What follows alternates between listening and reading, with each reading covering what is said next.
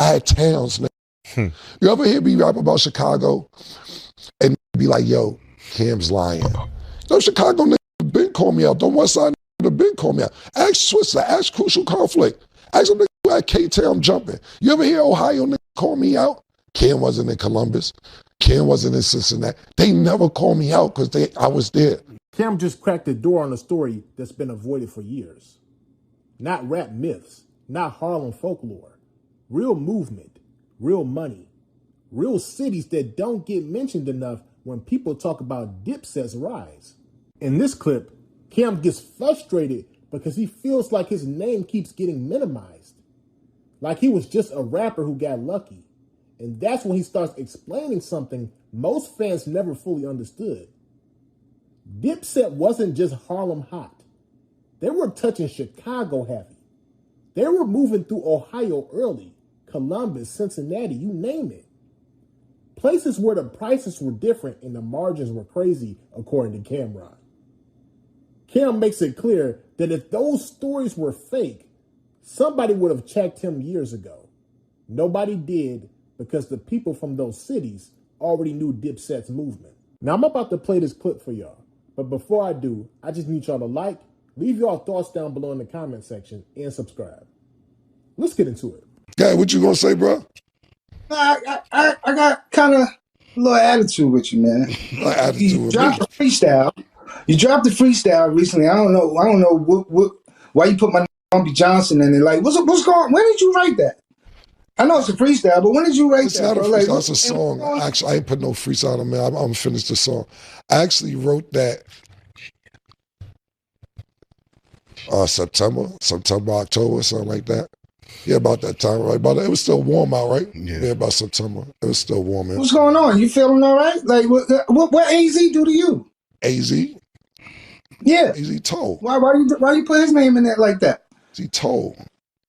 And I'm tired of him telling the same what story made you, for 28 What made you talk about that? You ain't sick of AZ story?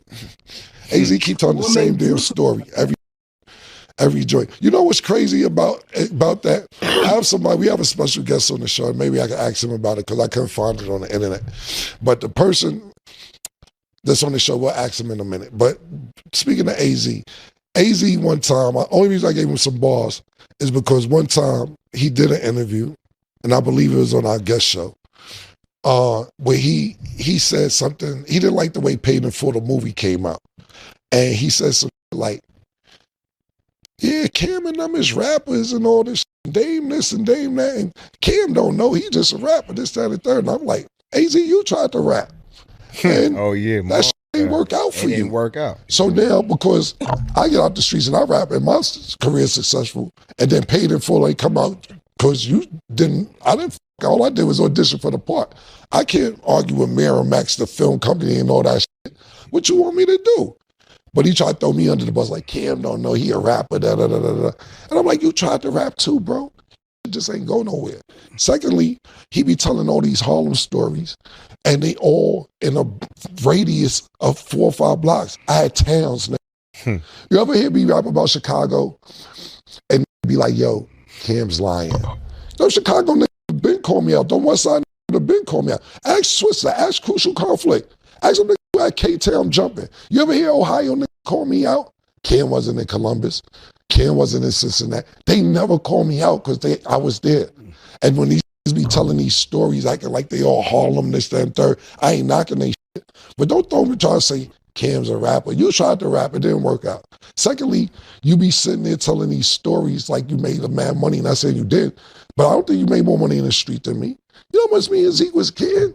I don't even want to discuss it. I know statute of limitations is up, but I'm scared. I can't even tell you what we was doing, man. Do a background check on me. So, no, hold on, you asked. I know you like your legends and all that. I know you like your legends, your Harlem legends, and I heard you feeling.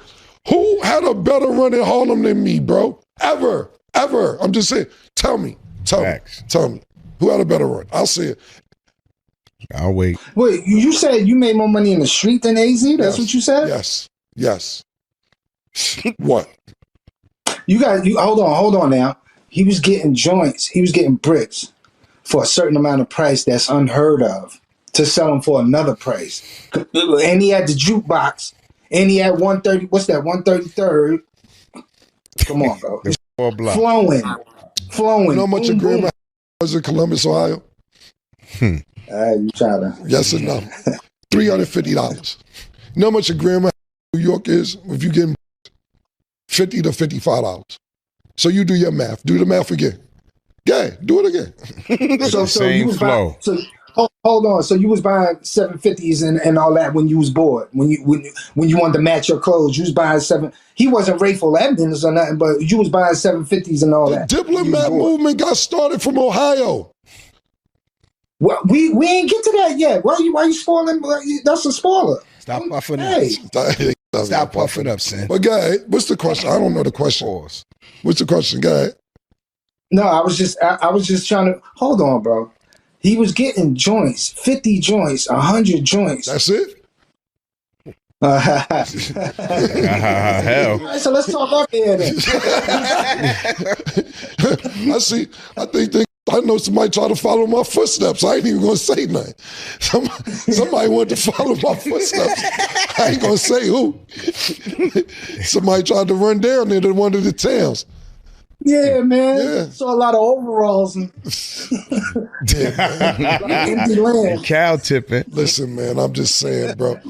Regardless of, okay, cool, whatever. All the I named on that song, and I ain't even hear the second verse. I'm asking you, who? Okay, let's. I know you like AZ and all that. He told. I got shot up too. No. I got shot up too, and I ain't telling nobody. Yeah, you listen to AZ, and he be like, "Why you tell?" Because they shouldn't have did that. That's exactly what I heard that say. Say like the next day, exact words say, "You know what game you in? That's part of the game. It's part of the game. That's part of it." Yo, they shouldn't have did that. Did that. Yeah, but the point being is that wasn't my question. Who had a longer run than me? Bumpy Johnson. Bumpy Johnson. What run? What year was his run? Had the mob. He went from what, the 40s to the 60s? Okay, I'm on 1997 to 2025. No. See, you said the street. See, that's no. I did not say that. No. I said that. I shouted AZ out when I said the streets. I said to you, who had a longer run?